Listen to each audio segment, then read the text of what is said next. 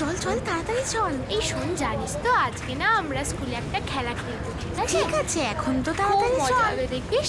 আরে বাবা ঠিক আছে, চল তাড়াতাড়ি।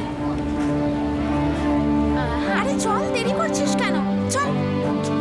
উফ, তুই না আরে একটু ঠিক চল, করে হাঁট এরকম তুই। কেন করছিস? চল চল চল, তাড়াতাড়ি ঢোক, তাড়াতাড়ি ঢোক। কি রে? আরে তাড়াতাড়ি চল না।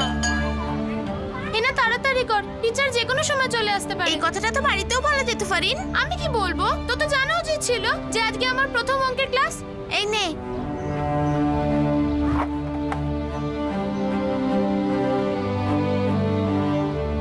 ক্লাস হয়ে গেলে দিয়ে দিবি।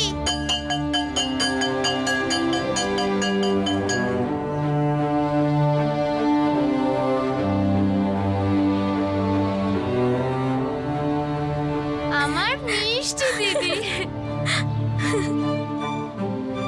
হেনা, পারিল, এ খাওয়ার পরে বাইরে যে জামা কাপড় শুকোচ্ছে না, ওগুলো একটু ভাঁজ করে আলমারিতে রেখে দে। মা, তুমি কেন ইরফানকে বলো না যে ইরফান বাবা শুকনো কাপড়গুলো একটু ভাঁজ করে আলমারিতে ঢুকিয়ে রাখো? না, ওকে বলিনি কারণ ও ছোট, কিন্তু তুই এখন অনেক বড় হয়ে গেছিস। খাবার খা।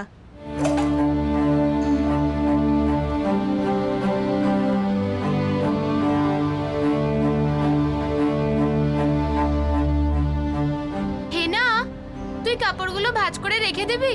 হ্যাঁ আমি রেখে দেবো, তুই যা। পৃথিবীতে এরকম কিছু ছিল না যেটা হেনা আমার জন্য করতো না, আর আমি ওর জন্য।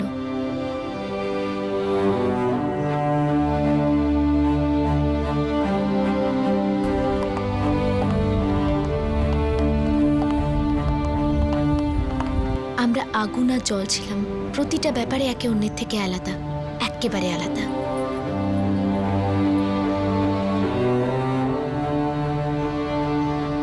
হরিণ, মা, আমার না ওই টি শার্ট আর জিন্সটা চাই। দুটো থাপ্পড় মারবো না, তখন বুঝবি। এইটা তোর জন্য। আব্দুল ভাই, ওর মাপটা নিয়ে নাও।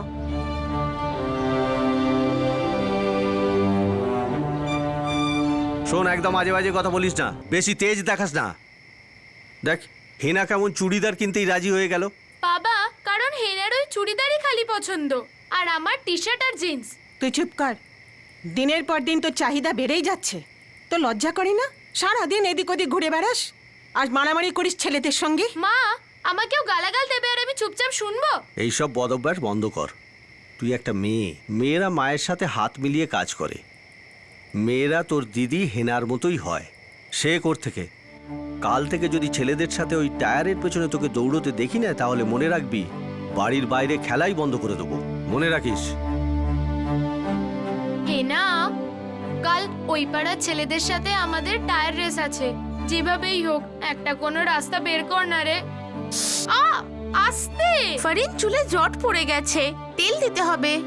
আমি যদি পারি তো আমার পুরো চুলই কেটে ফেল, সোজা বয়কাট। টায়ার রেসে যাওয়ার জন্য আমি কিন্তু কোনো হেল্প করতে পারবো না, কারণ তাহলে তোর সাথে আমাকেও মায়ের থাপ্পড় খেতে হবে। যখন আমরা সবকিছু 50-50 করি, তাহলে থাপ্পড়ও 50-50। চুপ কর তুই। আমরা দুই বোন, কোনো ব্যাপারেই একে অন্যের কোনো মিল ছিল না। ছোটবেলায় আমাদের সম্পর্কের এই বৈচিত্র্যটাই আমাদের আসল শক্তি ছিল, কিন্তু বড় হওয়ার পর আমাদের জীবনে এই বিষয়েরই সবথেকে বেশি প্রভাব পড়ল যে আমরা একে অন্যের মতো নই। হেনা আমার মতো ছিল না, আর আমি ফারহিন কখনো হেনা হতে পারিনি।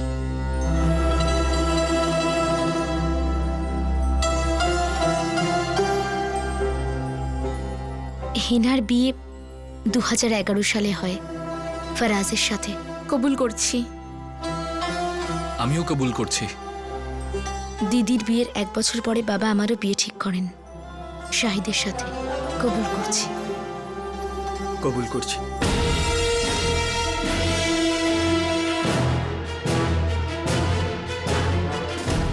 আমি আর আমার বোন হেনার মধ্যে আসল পার্থক্যটা কোথায় ছিল সেটা দুজন পুরুষের জন্য আমরা জানতে পারলাম। এই ঘটনাটা আমাদের বিয়ের অনেক বছর পরে, যখন আমরা নিজেদের স্বামীর থেকে আলাদা হয়ে গেছিলাম।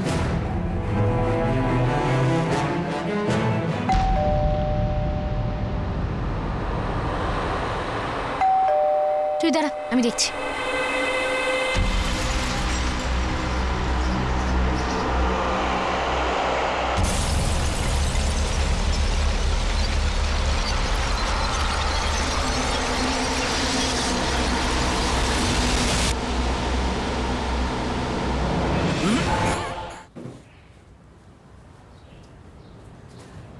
খাবার দেবো তোমায় ফারাজ? না, আমি খাওয়া দাওয়া করে এসেছি।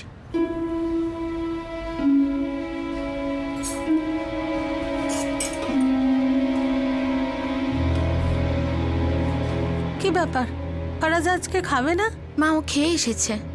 হোটেলে কাজ করে ঠিক আছে, কিন্তু রোজ রোজ ওখানে খাওয়াটা কি ঠিক? কিছু বললে শোনে না আমার কথা, কিছু জিজ্ঞেস করলে বলতে চায় না আমায়। দেখো মা, তুমি এখনো বোঝোনি, তোমার স্বামী তোমার উপর রেগে আছে। 9টাই তো বাজে, এতেও সবার আপত্তি আছে। শোনো, এখনো অবধি বাড়িতে কেউ চা খায়নি। শাহিদ, আমাকে একটা কথা বলো, আমাদের বিয়ের আগে তোমার জন্য, মায়ের জন্য, বাবার জন্য কে চা বানাতো? বিয়ের আগে কে চা বানাতো সেটা বড় কথা নয়। ঘড়িতে 9টা বাজে, তুমি এখনো ওঠোনি, আর বাড়িতে এখনো কেউ চা খায়নি। বাস্তব এটাও যে আমি কখনো আমার বাপের বাড়িতেও ভোর 5টায় উঠে কারো চা বানাইনি। এরকম আশা করাটা অন্যায় শাহিদ। অন্যায়? তুমি কর্তব্যকে অন্যায়ের নাম দিতে পারো না? প্রত্যেক বাড়ির বউ সকালবেলা উঠে সবাইকে চা বানিয়ে দেয়। তো আমি কখন বললাম যে চা করব না? কখনের চা? বিকেলের।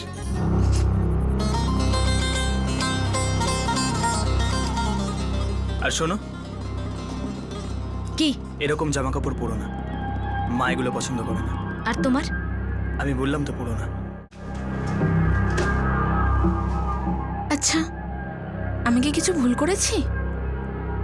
কেন? বলো না। কি বলবো হেনা? তুমি আমার সাথে ঠিক করে কথা বলো না, বাড়ি দেরি করে আসো, খাবার পর্যন্ত খাও না। তোমাকে তো বারবার বলেই দেই যে আমি বাইরে খেয়ে নেব। বাড়িতে কেন খাও না? হোটেলে সবার সঙ্গে খাই, সেই জন্য। আমার সাথে কেন না? শোনো, তুমি আমাকে নিয়ে সুখী না, তাই না? কি ভুল করেছি আমি? হেনা, ভুলটা কার সেটা আমি জানি না। আমি শুধু এটুকু জানি যে তুমি যেরকম মানুষ, এরকম ওয়াইফ আমি কোনোদিনও চাইনি। তাহলে আমি কেমন ফারাজ? হেনা, তুমি অনেক পিছিয়ে পড়া একজন মানুষ। আমার মডার্ন একজন ওয়াইফ চাই, স্মার্ট একজন ওয়াইফ চাই আমার। তোমার মা পুরনো যুগের মানুষ, ওনার মতো হতে পারবো না আমি। যুগ যেরকমই হোক, বিয়ের পরে প্রত্যেকটা মেয়েকে একটু দেখে শুনে চলতে হয়। তার মানে যদি নিজের পছন্দ মতো পোশাক পরি, যদি নিজের পছন্দ মতো ঘোরাফেরা করি, তাহলে আমি দায়িত্বজ্ঞানহীন হয়ে গেলাম। না, একেবারেই নয়, কিন্তু বাড়ির লোকের চাওয়া না চাওয়াটাও তো দেখতে হবে। প্রত্যেকটা বাড়ির কিছু নিয়ম হয়, কিছু লিমিটস থাকে। তুমি জানো শাহিদ, আমাদের বিয়ের বেশি দিন হয়নি, কিন্তু কিন্তু এখনই আমার দম বন্ধ হয়ে আসছে।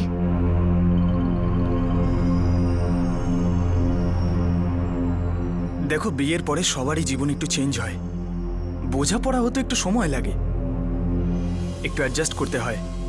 তো আমি অ্যাডজাস্ট করার জন্য রেডি আছি শাহিদ, কিন্তু নিজের মতো করে, অন্যদের মতো নয়। কারণ আমি হেনা নই, আমি আমার মতো, আমার মতোই থাকবো শাহিদ। তুমি এসবের মাঝখানে তোমার দিদিকে কেন নিয়ে আসছো? আমি শুধু এতটুকু চাই যে আমরা দুজন আনন্দে থাকি, মা বাবা আনন্দে থাকুক। আমিও এটাই চাই যে সবাই আনন্দে থাকুক, কিন্তু শুধু তোমার আনন্দ, তোমার বাবার আনন্দ, তোমার মায়ের আনন্দ, তোমার পরিবারের আনন্দ, এদের সবার আনন্দের জন্য আমি নিজের আনন্দ বিসর্জন দিতে পারবো না। শাহিদ,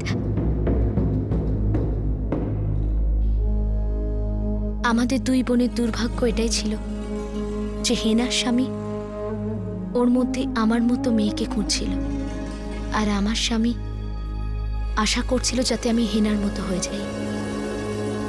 আমাদের সেটা হওয়ার জন্য বাধ্য করা হচ্ছিল, যেটা আমরা কখনো ছিলামই না, আর যেটা আমাদের দ্বারা হতোই না।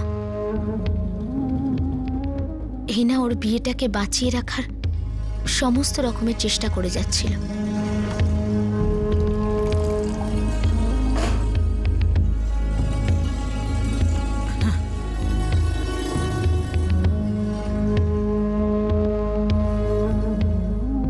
এদিকে আমি সেই বাড়ি থেকে বেরিয়ে যাওয়ার জন্য তৈরি হচ্ছিলাম, যেখানে সবাই আমাকে শুধুই ঘৃণার চোখে দেখত।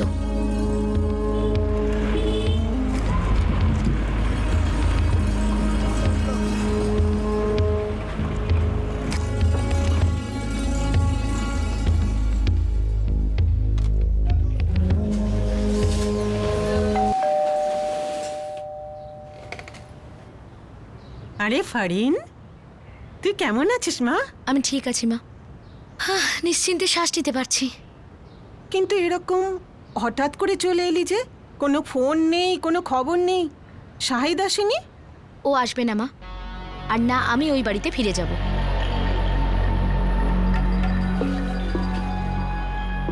6 মাস আগে হিনা ওর ছোট্ট সন্তানকে নিয়ে আমাদের বাড়িতে ফিরে আসে। ফারাজ ওকে ছেড়ে দিয়েছিল, আর এখন আমি আমার বাড়িতে থাকি, কারণ আমিও শাহিদকে ছেড়ে দিয়েছিলাম। সদ্য বিবাহিত দুজন মেয়ে নিজেদের বাড়ি না সামলে মায়ের কাছে এসে বসে আছে। হেনা দিদির ব্যাপারটা তাও বোঝা যায় মা, যে জামাইবাবু ওনাকে বাড়ি থেকে বের করে দিয়েছে, কিন্তু ফারিন দিদি তো সবসময় ছাড়িয়ে গেছে, ও নিজেই বাড়ি ছেড়ে চলে এসেছে। ওর নাম একদম বলবি না, মাথাটা গরম হয়ে যায়। নিজেকে নিয়ে এত অহংকার ওর। আমার তো মাঝে মাঝে লজ্জা করে যে এরকম মেয়েকে আমি জন্ম দিয়েছি। ভাগ্যে না থাকলে কি সাংসারিক জীবনযাপন করা যায়? আমি তো বুঝতেই পারছি না কার ভাগ্যে কি আছে, আমাদের বা মেয়েদের।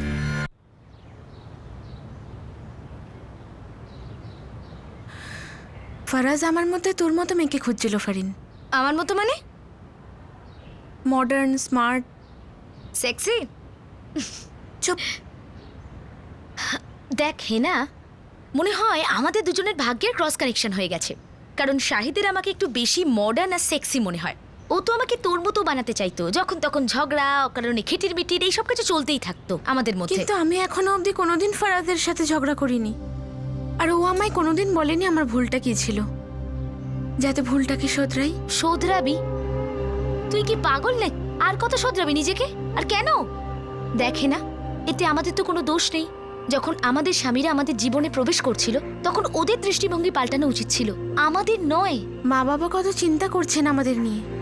প্রথমে আমি চলে এলাম আমার বাচ্চাকে নিয়ে, আর এখন তুইও।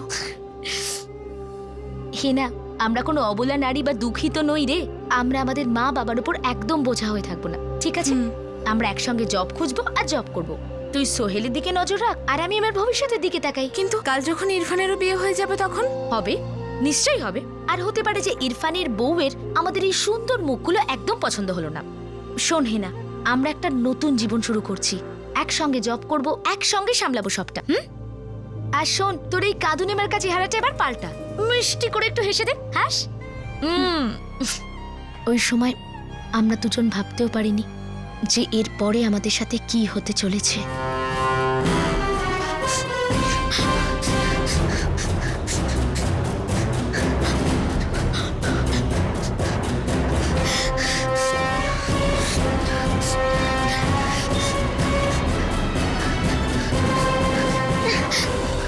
বাবা, আরে ইরফান, কি হলো রে মা, এত দৌড়ে দৌড়ে এসছিস কেন? বাড়িতে বাড়িতে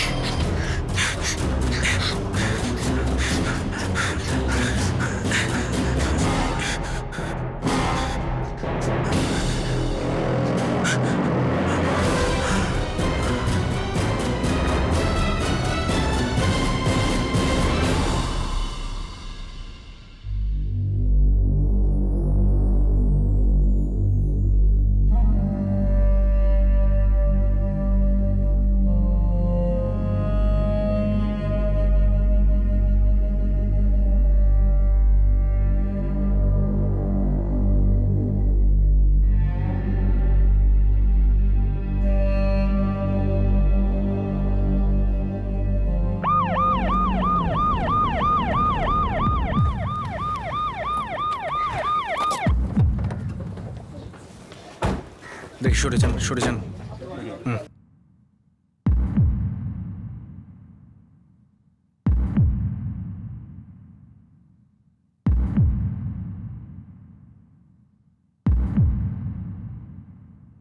এ সোহেল, ও হেনার ছেলে, ওই যাকে গুলি করা হয়েছে। কেউ গুলির আওয়াজ শুনেছে? না স্যার, আমার সামনেই থাকি, কিছু শুনতে পাইনি স্যার।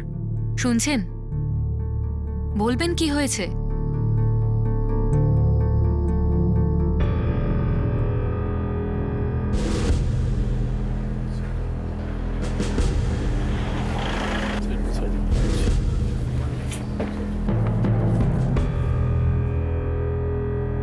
পড়শিদের মধ্যে কেউ গুলির আওয়াজ শোনেনি? স্যার, হেনার মা জাহিদা শকে আছে। কিছু বলতে পারছে না। বাবা আকরম, ভাই ইরফান আর বোন ফারিন তিনজনই হসপিটালে। পড়শিদের কথা অনুযায়ী আক্রমণের সময় ফারিন বাড়িতেই ছিল।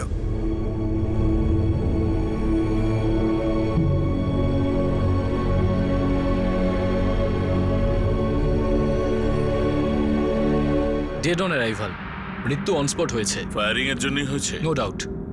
দুটো গুলির পরিষ্কার চিহ্ন আছে। বাকি ডিটেলটা পোস্টমর্টমের পর আপনাকে দিতে পারবো। কিছুই জানতে পারেননি? না স্যার, কিচ্ছু না। আমি আর আমার ছেলে ইরফান আমরা দোকানে কাজে ব্যস্ত ছিলাম। সেই সময় ফারিন দৌড়ে দৌড়ে আসলো আর কাঁদছিল।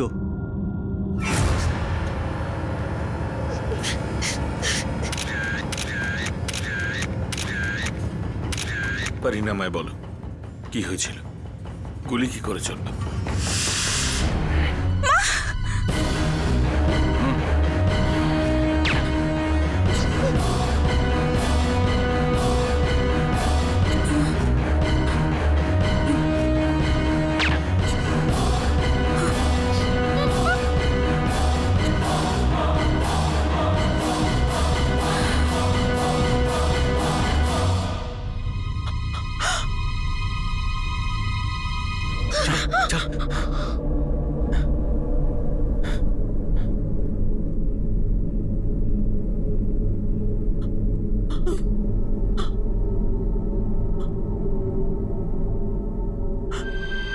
পরিন, ওই দুজনের মধ্যে কাউকে চিনতে পেরেছো? খুনি দুজন ছিল, বাইরের দিকে পালায়। কেউ দেখেছে?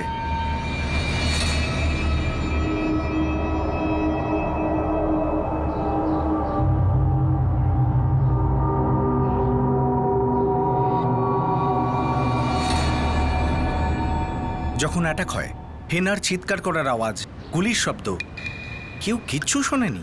রবিবারের সময় ছিল স্যার, সবাই বাড়ির ভেতরেই ছিল।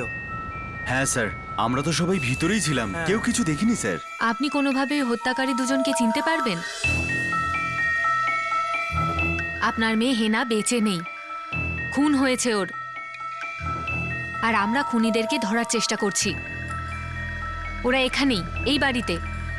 আপনার চোখের সামনে হেনাকে মেরে ফেললো। কিছু তো বলুন।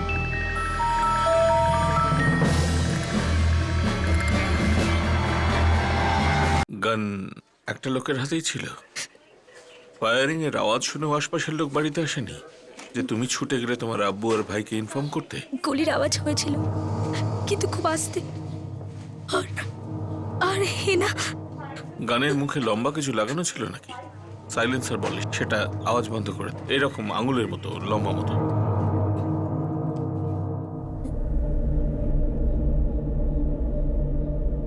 8mm বোর গান ইউজড হয়েছে। পাক্কা সাইলেন্সার লাগিয়ে অ্যাটাক হয়েছে। একদম পাশে যে পড়শিটা থাকে আওয়াজ পায়নি কোনো। দুটো গুলি করা হয়েছে স্যার, কিন্তু মৃত্যুটা মাথায় লাগা গুলির জন্য হয়েছে। And almost on the spot. Point blank? একদম পয়েন্ট ব্ল্যাঙ্ক। গুলিটা মাথার বাঁ দিক থেকে করা হয়েছে আর রিকভার করা হয়েছে ডান দিক থেকে। আর দ্বিতীয় গুলিটা বুকে লেগেছে। দরজা ছোট বোন ফারিন খুলেছিল। খুনিরা ছুরি দেখায়, ভেতরে ঢোকে আর গুলি চালায়। শুধু হেনাকেই মেরেছে?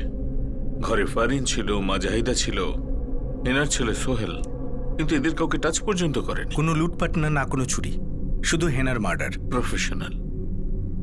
সুপারি সাইলেন্সার লাগি। কি ব্যাপার ফারাজ? কি হলো ফারাজ, কিছু বলছিস না? বাবা, হেনাকে কেউ গুলি করেছে। কি? ইয়া আল্লাহ, ও ভালো আছে তো? না মা, ও আর বেঁচে নেই। এ খোদা। স্যার, দুজন ঘরের মধ্যে ঢুকলো, ফারিনকে ছুরি দিয়ে ভয় দেখালো, হেনাকে দুটো গুলি করে বাইরে বেরিয়ে গেল। সম্ভবত হেনাকে মারার জন্যই এসেছিল। বাকিদের গায়ে কোনো আঁচড়ই দেয়নি। প্রাইমারিলি এটাই আমাদের সামনে ছিল। এরপর আমাদের এই খুনটার রিভার্স জেনারেট করতে হয়। হেনার মার্ডার কেন হলো, কে করালো? কিছু ব্যাপার একদম সহজ ছিল, যেটা খুব তাড়াতাড়ি সামনে এলো। কিন্তু যে ডিটেলস জানা ছিল না, সেই ডিটেলস এই কেসে প্রধান বলে প্রমাণ হলো। এ আল্লাহ, আমাদের কি পরীক্ষা নিচ্ছেন? হেনা খুব সরল মেয়ে ছিল, ওকেই তুলে নিল। ভাগ্য ওর সাথে কি কম খেলা করেছিল? ভাগ্যের কথা জানি না, কিন্তু দুটো গুলি চলেছে। শুধুমাত্র হেনার উপর। বাড়ির অন্য লোকদের উপর একটা আঁচড়ও পড়েনি। না চুরি হয়েছে না লুটপাট। এক্ষেত্রে বোঝাই যাচ্ছে যে হেনার সঙ্গে শত্রুতা ছিল। হেনার কি কোনো শত্রু হতে পারে স্যার? বেচারিকে 4 বছর আগে ওর স্বামী ফরাজ ওকে ছেড়ে দেয়। তা সত্ত্বেও সততার সঙ্গে কাজ করেও নিজের ছেলে সোহেলকে দেখাশোনা করত। আমি আর হেনা কথা বলছিলাম, তখনই হঠাৎ করে দরজায় বেল বাজলো আর আমি দরজাটা খুলতে গেলাম। এই কথাগুলো আমরা জানি। আমি যেটা জিজ্ঞেস করছি সেটা হলো, এমন কেউ আছে যে হেনাকে মারতে পারে? এই কথাটা তো আমিও বুঝতে পারছি না, কেউ ওকে কেনই বা মারতে চাইব। ও তো এমন একটা মেয়ে ছিল যে কারোর ক্ষতি করা তো দূরের কথা, সে ব্যাপারে ভাবতেও পারতো না। কিন্তু এই হেনার স্বামী ফারাজ, ওরা দুজন 4 বছর আগে আলাদা হয়ে গেছিল। আমরা এটা শুনেছি হেনার সাথে ডিভোর্স হয়নি। ফারাজ হেনাকে এই বাড়িতে পাঠিয়ে দিয়েছিল, এটা সত্যি? ফারাজের আমার দিদিকে পছন্দ ছিল না। আর হেনার ছেলে সোহেল, হেনা কি ওকে সঙ্গে নিয়ে এসেছিল নাকি ফারাজ ওকে সহই তাড়িয়ে দিয়েছিল? মামু, মার কিছু হয়ে গেছে? হ্যাঁ বাবু। কি হয়েছে?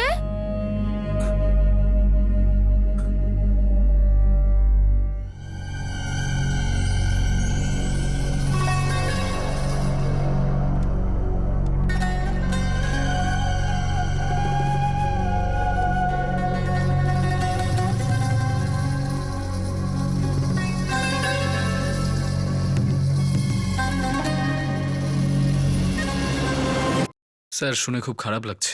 দেখতে পাচ্ছি তোমার দুঃখ, বোঝাই যাচ্ছে তুমি খুব ভালোবাসতে ওকে। স্যার ওই খুব গভীর প্রেম, তাই না? তাই তো। কিন্তু বাড়ি থেকে বের করে দেওয়ার 4 বছর পরেও তালাক দাওনি ওকে। স্যার আমি কিন্তু হেনাকে বাড়ি থেকে বের করে দিইনি। তো কি নিজের ইচ্ছে বেরিয়ে যায়? স্যার ইচ্ছে আমার ছিল, কিন্তু আমরা দুজন ঠিক করেছিলাম যে আমাদের আলাদা হয়ে যাওয়া উচিত।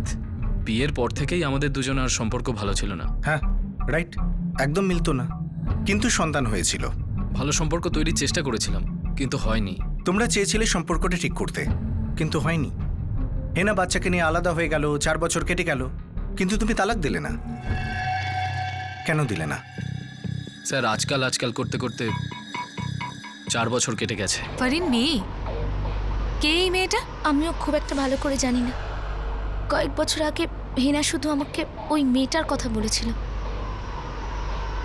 ফারিন ঠিক করে বলো, কে এই মেয়েটা যে কারণে ফারাজ ওর বাড়ি থেকে হেনাকে তাড়িয়ে দিয়েছিল, এখানে পাঠিয়ে দিয়েছিল? আমি ঠিক জানি না ম্যাম, বাস হেনা শুধু একবারই বলেছিল যে ফারাজের লাইফে কেউ আছে। এই তো চলে যাচ্ছে ফারিন, ঠিকঠাক। হেনা, যখন তুই মিথ্যে কথাটা বলতেই পারিস না, তাহলে কেন ট্রাই করিস বলতো? 1.5 বছর ধরে দেখছি তোকে, তুই সব ঠিক আছে বলতে থাকিস, কিন্তু তোর গলা শুনে বোঝা যায় যে তুই ফারাজের সঙ্গে একদম ভালো নেই। ও আমাকে পছন্দ করে না ফারিন, ওর অন্য কাউকে দরকার। লাথি মার ওকে, ডিভোর্স করে দে, আর নিজের মতো কোনো একটা ছেলেকে খুঁজে নে। জানিস, আমিও না শাহিদের সঙ্গে এরকমই কিছু একটা করব। সত্যি বলছি, আর নেওয়া যাচ্ছে না হেনা। আমি তোর মতো নই ফারিন, আমি সম্পর্কটাকে টিকিয়ে রাখতে চাই। আমি এই আশাতেই বেঁচে আছি যে যদি একটা বাচ্চা হয়ে যায় তাহলে হয়তো সব ঠিক হয়ে যাবে। দেখ হেনা, অন্যকে মিথ্যে কথা বলা এক ব্যাপার, আর নিজেকে মিথ্যে কথা বলা বিশাল ব্যাপার। এবার দেখা যাক তোর ভাগ্য তোকে কত দূর নিয়ে যায়। ফারিন, অন্য কেউ আছে। আচ্ছা, কে রীতির বয়ফ্রেন্ড? কোথায় পেলি, কি করে পেলি, বল না আমাকে। ফারিন, ছেলে মানুষই করিস না, আমি ফারাজের কথা বলছি। ও, কে বলতো সে? আমি জানি না ফারিন, কিন্তু আমি অনেকবার ফারাজকে ফোনে কথা বলতে শুনেছি। আমার এরকম বারবার মনে হয় যেন ও আমার সাথে থাকতেই চায় না। খুব সরল ছিল আমার দিদি, আমি ওকে এটাও বোঝাতে পারিনি যদি তোকে কেউ ঠকানোর চেষ্টা করে তাহলে তাকে টলারেট করিস না। তাহলে হেনার স্বামী ফারাজ ওকে মারতে পারে, তাই তো? আমি জানি না ম্যাডাম। 2013 জুন মাসে হেনা সোহেলের সঙ্গে সারা জীবনের জন্য বাড়ি ছেড়ে চলে যায়। তারপর থেকে ওদের সাথে আর কোনোদিন দেখা হয় না। হেনাকে কি শুধু বাড়ি ছেড়ে চলে যাওয়ার কথা বলা হয়েছিল, আর সোহেলে তোমার সাথে থাকার কথা ছিল? নাকি হেনা সোহেলকে তোমার মতের বিরুদ্ধে জোর করে নিজের সাথে নিয়ে যায়? স্যার আমি হেনাকে বলেছিলাম আমাদের আলাদা হয়ে যাওয়া উচিত, কারণ আমাদের ঠিকঠাক সম্পর্ক হচ্ছিল না। ও বাপের বাড়ি চলে যায় আর সোহেলকে নিজের সাথে নিয়ে গেছে, আর আমি ওকে আটকাইও নি। খুব বড় মন তোমার। বুকের ওপর একটা বড় পাথর চাপিয়ে রেখেছিলে যখন বিচ্ছেদ হয়েছিল, তাই না? স্যার বাচ্চাটা হেনার স্বপ্ন ছিল, ওর ইচ্ছে ছিল। আমি কখনো বাচ্চা চাইনি। হেনা ভাবতো যে বাচ্চা হয়ে যাওয়ার পর হয়তো আমাদের দুজনের সম্পর্ক ঠিক হয়ে যাবে, কিন্তু এরকম কিছু হয়নি। হেনা জানতো যে আমি হেনাকে ভালোবাসি না, আর না বাঁচতেও পারবো। তোকে তালাক দিয়ে দিতে এভাবে মারার কি প্রয়োজন ছিল? আমি জানি স্যার আপনারা এরকমই ভাববেন, কিন্তু স্যার আমি পরিষ্কার বলে দিচ্ছি, আমি আর হেনা আমরা তালাক দেওয়ার মতোই ছিলাম। আমাদের মধ্যে কোনো কথা হতো না, কিচ্ছু ছিল না। জুন 2013 থেকে হেনা আর সোহেল আমার জীবন থেকে পুরোপুরি আলাদা হয়ে যায়। কারণ তোমার জীবনে অন্য কেউ এসেছিল, রাইট? ওর নাম হলো সুজাতা স্যার, আমাদের হোটেলে রিসেপশনিস্টের কাজ করত। আমাদের অ্যাফেয়ার অনেক পুরনো ছিল, বিয়ের পরেও চলছিল ওটা, কিন্তু ব্যাপারটা এগোয়নি। ওর ফ্যামিলির কথা শুনলো আর ব্রেকআপ হয়ে গেল। কিন্তু এই খুনের সঙ্গে সুজাতার কোনো সম্পর্ক নেই। আপনি মানুন বা না মানুন, আমারও কোনো যোগাযোগ নেই। খুব তৈরি হয়ে এসেছো এখানে নিজের সাফাই দেওয়ার জন্য। স্যার আমি কিছু করিনি তো কেন ভয় পাবো? আমি মানছি আমি ভুল করেছি, কিন্তু খুন সেই ভুলগুলোর মধ্যে নেই স্যার।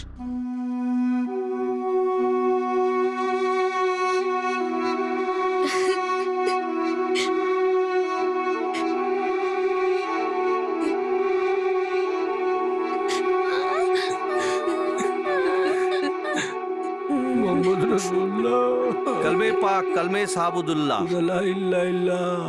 मोहम्मद रसूलुल्लाह कलमे पाक कलमे साबुदुल्लाह।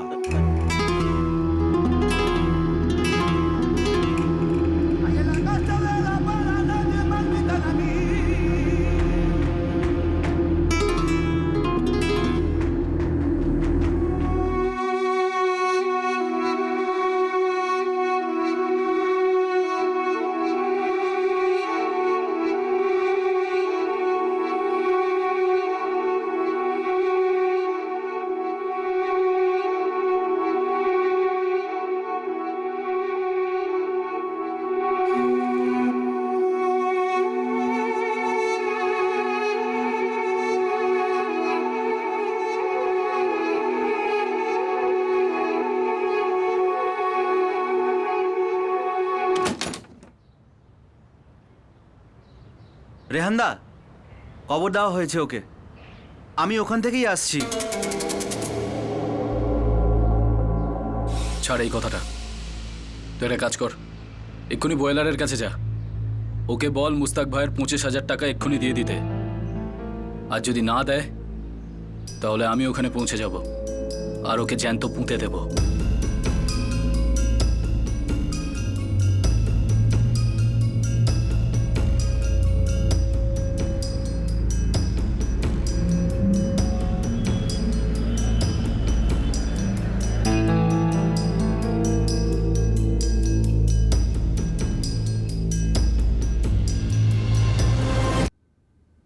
মা, বাবা, ফারিনের দিদি হিনার খুন হয়ে গেছে।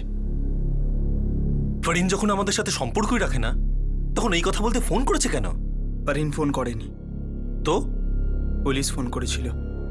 পুলিশ? পুলিশ তোকে কেন ফোন করছে? যখন ফারিনের সাথে তোর কোনো সম্পর্কই নেই, তাহলে হেনা তো দূরের ব্যাপার।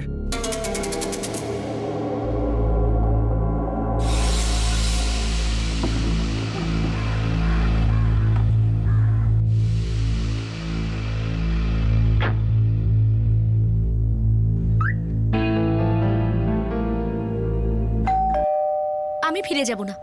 তুমি জানো শাহিদ, তোমার ওই বাড়িটা না কোনো জেলের থেকে কম মনে হয় না আমার। আর তাছাড়াও আমি কোনো জানলা ডিঙিয়ে পালিয়ে আসিনি, চিঠি লিখে ওখান থেকে বেরিয়ে এসেছি, জানিয়ে এসেছি যে আমি আর ফিরে যাব না। ফারিন, তুমি আমার স্ত্রী, আমি তোমাকে নিতে এসেছি, চলো আমার সঙ্গে। দেখ শোন, আগে যা হয়েছে সেসব ভুলে যা, তোরা দুজনে আবার নতুন করে জীবন শুরু কর। না বাবা, ও তোকে কত সম্মান দিয়ে নিতে এসেছে। আমিও সম্মানের সঙ্গেই ওই বাড়ি ছেড়ে এসেছি। ফারিন, তুমি এরকম কি করে করতে পারো? আমার সঙ্গে, আমার পরিবারের সঙ্গে, নিজের মা বাবার সঙ্গে আমাদের নিকা কোনো জোর করে দেওয়া হয়নি। তোমাদের পরিবার থেকে দেখাশোনা হয়েছিল, আমাদের মধ্যেও কথা হয়েছিল। শাহিদ ঠিকই বলেছে, বোকামি না করে ওর সঙ্গে যা। এমনিতেও তুমি এখানে থেকে কি করবে দিদি? ইরফান, আমি তোর বড়, তো বড়দের সম্মান করতে শেখ। তুই খুব সম্মান করিস আমাকে আর মাকে। আমি শুধু এতটুকু চাই যে ফারিন আমার মা বাবাকে সম্মান করুক, আর আমাদের তরফ থেকেও ভালোবাসার সম্মান কোনোটাই কম হবে না। শোনো শাহিদ, আমি না তোমার ভালোবাসা, না সম্মান, আর না অন্য কিছু চাই। আসল ব্যাপার কি বলতো, আমি তোমার থেকে, তোমার মায়ের থেকে, তোমার বাবার থেকে, তোমাদের বাড়ির সবকিছু থেকে নিষ্কৃতি পেতে চাই। এই যে ড্রামাটা করছো না, এটা করে লাভ নেই। আর হ্যাঁ, আমি এই বাড়িতে কখনো ফিরবো না, না আজ, না কাল, না ভবিষ্যতে। ফারহিন,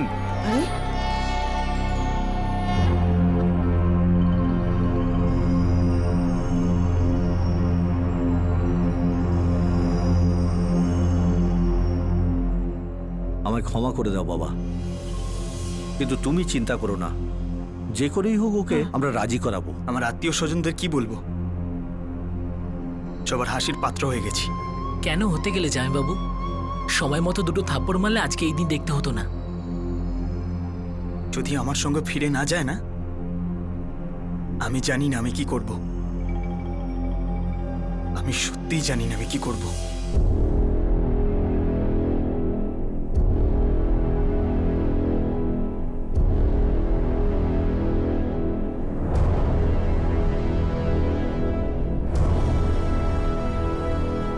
হেনা, কে দরজা ধাক্কাচ্ছে?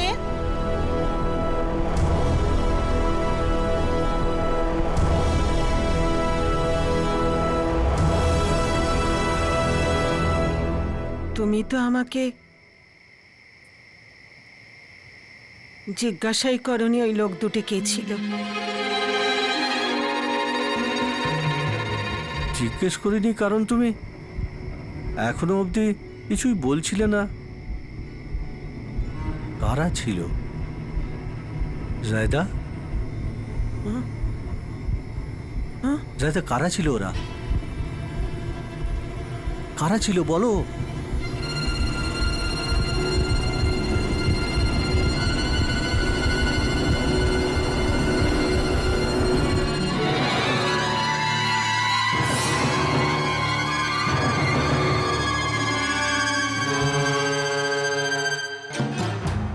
বল, কি বলতে চাইছিলিস?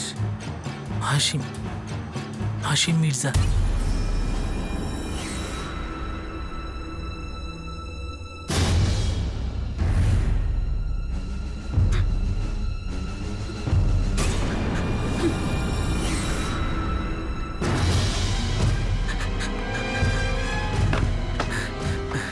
মনে হচ্ছে ভয় পেয়েছে। না রে লতিফ, ভয় পেয়ে গেছে। আসুন ভাই, লোহা গরম আছে, এবার হাতুড়ি মারো। কালকে হবে ইস্পার অথবা উস্পার।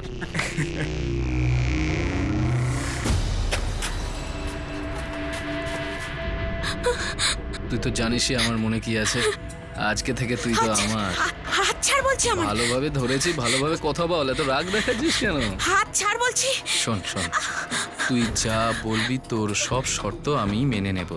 এত লজ্জা পাচ্ছিস কেন আমাকে দেখে? হ্যাঁ, তুই হাত ছাড় আমার।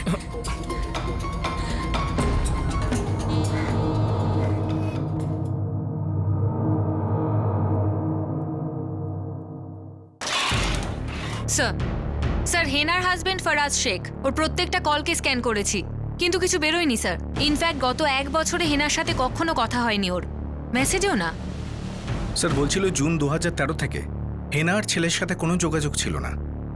হেনার ফোন রেকর্ডস কি বলছে? অতীত ছাড়ো, কারেন্ট? না স্যার, সাসপিশিয়াস কিছু নেই।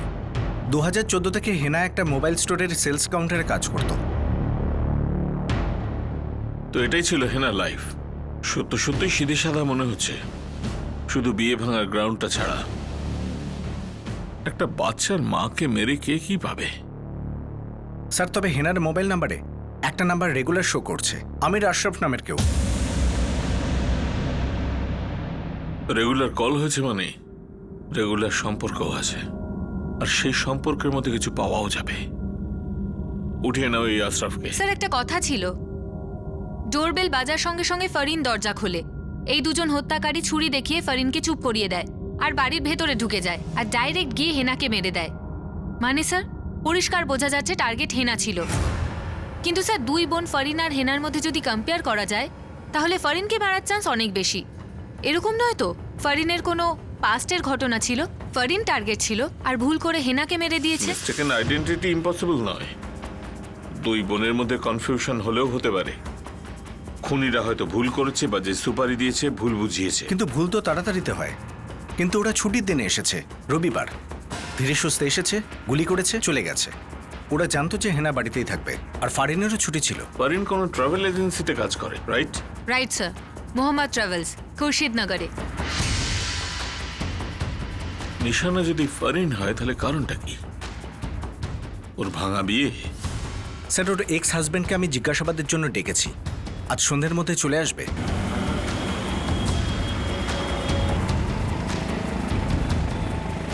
স্যার, ফারিন বলছিল যখন ও শ্বশুর বাড়ি থেকে চলে আসে এই শাহিদ অনেক গন্ডগোল করেছিল, পরে আকরামের বাড়িতে এসে অনেক ঝামেলাও করেছিল।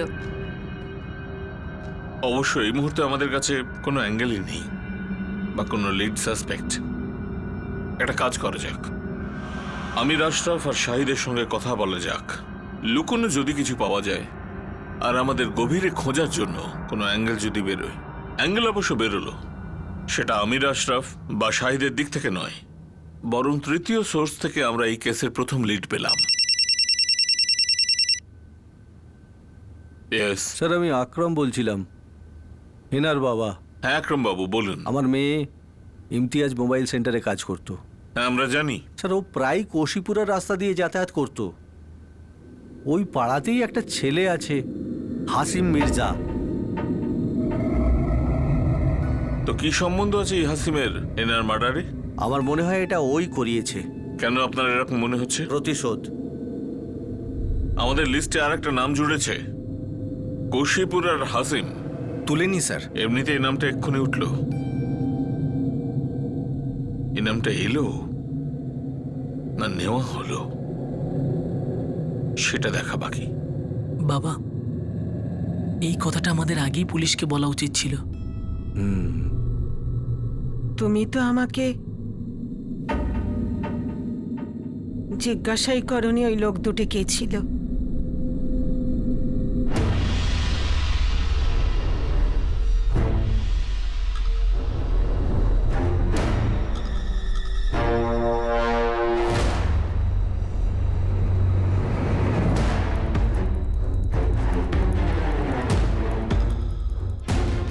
যদি আমার সঙ্গে ফিরে না যায় না, আমি জানি না আমি কি করব।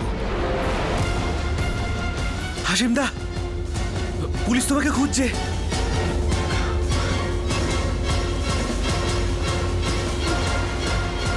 হ্যাঁ, আমি রাসফ। কি ব্যাপার? আমাদের স্যার কথা বলবেন থানাতে, চল। স্যার, এখন মনে হচ্ছে ওটা মিসিং আইডেন্টিটির কেস ছিল হয়তো। ইনভেস্টিগেশনের সময় এই কেসটার জন্য আমাদের কাছে কোনো মোটিভ ছিল না।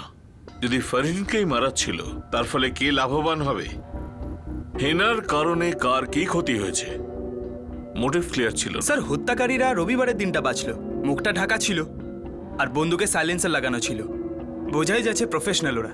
আর প্রফেশনালরা এত বড় ভুল করবে? একটা ভুল মানুষকে মারবে? কি, কেন, কে বা কারা, এইসব জানার জন্য ইনভেস্টিগেশন দীর্ঘদিন চলে। কিছু জিনিস আমাদের সামনে এই কারণে আসেনি কারণ সেগুলোকে আমাদের সামনে আনতে দেওয়া হয়নি। আর যেগুলো আমাদের সামনে ছিল, পরবর্তী সময়ে সেটাই এই কেসের চাবির কাজ করে। যেমনটা হলো হেনার বাঁ হাতের আংটি, এমনটা নয় যে সেটা কেউ খুলে নিয়েছিল, সেটা আমাদের সামনেই ছিল, অথচ আমরা নজর করিনি। তার কারণ হলো আমাদের নজরটাকে জেনে শুনে অন্য একটা দিশায় ঘুরিয়ে দেওয়া হয়েছিল। ওই আংটির ওপর এক অদৃশ্য পর্দা ঢাকা দেওয়া হয়েছিল।